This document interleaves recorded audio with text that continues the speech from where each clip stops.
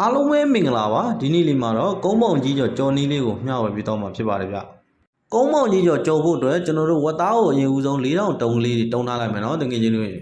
ဟုတ်ကဲ့ပါဗျဒီနေ့ကျွန်တော်ကြော်ပြမယ့်ကုန်းပေါင်ကတော့တာမန်စားတောက်ဆိုင်တွေမှာကြော်တဲ့ကုန်းပေါင်ပဲဖြစ်ပါတယ်နော်တကယ်အဆင့်မြင့်စားတောက်ဆိုင်တွေဟိုတယ်တွေမှာတော့နောက်တစ်မျိုးနဲ့ကြော်ပါတယ်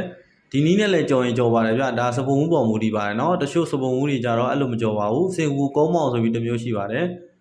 မြို့တီး6ရဲ့ကျက်သွန်နီရဲ့2မျိုးပဲသုံးတယ်ပေါ့နော်ပြီးရင်အသားပါအဲ့ဒါကိုသူတို့ကဆော့ရိုက်ထားတာပေါ့နော်ကုန်းပေါင်ဆော့ရိုက်ထားတယ်ဗျအဲကုန်းပေါင်ဆော့နဲ့သူတို့ကချက်တာဖြစ်ပါတယ်ဗျဒါကတော့ကျွန်တော်တို့ရိုးရိုးကုန်းပေါင်ဖြစ်ပါတယ်နော်လောလောဆယ်မြို့တီး6ကိုစီပူလေးထိုးထားလိုက်မယ်ဗျပြီးရင်အသားကိုစီပူထိုးမယ်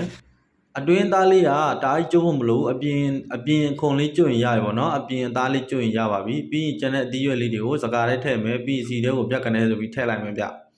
ပြီးရင်ကျွန်တော်တို့ပြန်ဆယ်ထားလိုက်မယ်နော်ကဲစီတက်မှတကယ်ချင်းတွေဂျင်းကျွတ်တုံဖြူကလပွေးရွက်လေးထည့်ပြီးစီတက်ပေးပါဗျာကျွန်တော်တို့အရသာလေးတွေထည့်လိုက်ရအောင်နော်အရသာထည့်တာတော့ကျွန်တော်စာတန်းလေးနဲ့ပဲပေါ်ပြပေးလိုက်တယ်တကယ်ချင်းတွေ